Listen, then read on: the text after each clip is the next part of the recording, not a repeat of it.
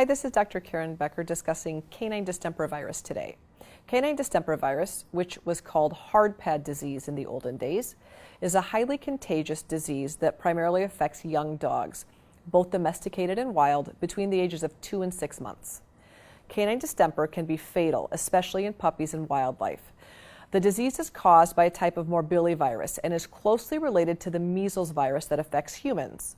It's referred to as the canine distemper virus, or CDV. Non-immunized dogs that come into contact with an infected animal carry a very high risk of contracting distemper, as do puppies born to an infected mother, and young dogs that are immunocompromised.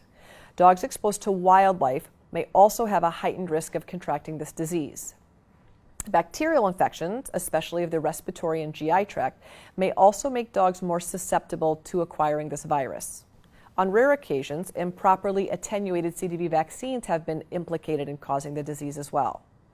Most dogs are exposed to the virus that causes canine distemper when they inhale the respiratory secretions of an infected animal or come into contact directly with infected feces, urine, or saliva.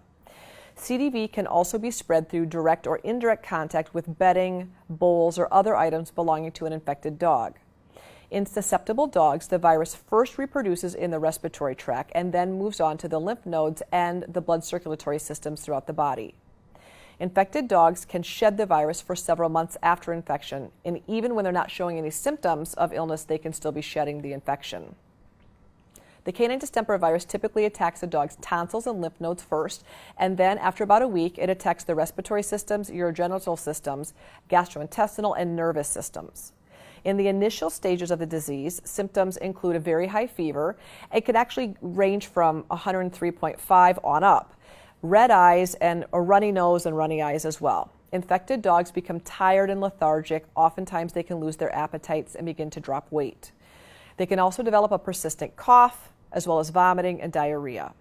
In the later stages of disease, the virus begins to attack other body systems, particularly the nervous system, which can trigger seizures and paralysis as well.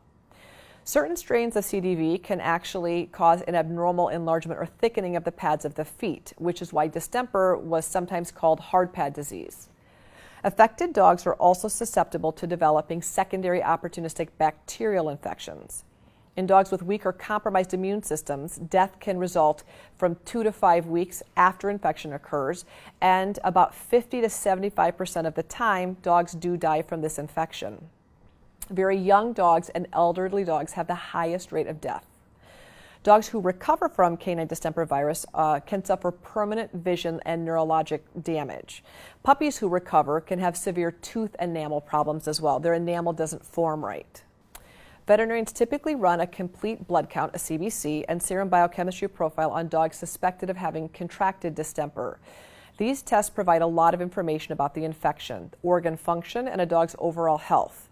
A urinalysis is also performed since viral antigens can be found in urine sediment.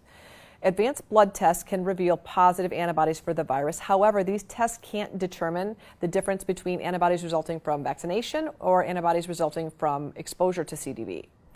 X-rays are really only necessary if pneumonia is suspected, and a CT scan or MRI can be used certainly to look for brain lesions, which are oftentimes common.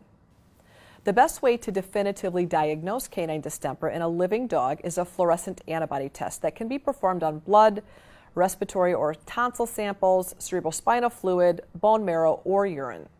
If the disease is in its very early stages, samples from the conjunctiva, the corners of the eye, can also be tested for antibodies. A polymerase chain reaction, or PCR test, is also available that detects distemper virus in blood samples and is considered very, very reliable. Unfortunately, there's no specific conventional treatment for canine distemper, so treatment focuses on managing symptoms and making the patient as comfortable as possible.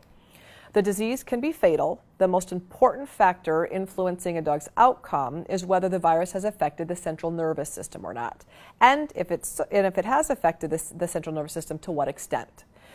Dogs diagnosed with CDV must be hospitalized and isolated from other animals.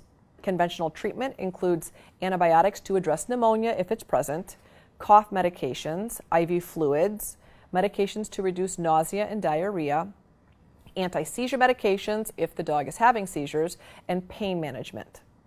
Integrative veterinarians will add on intensive immune support during this time, including Chiosinex, which is a purified thymus extract, IV vitamin C, hyperbaric oxygen therapy, as well as ozone therapy.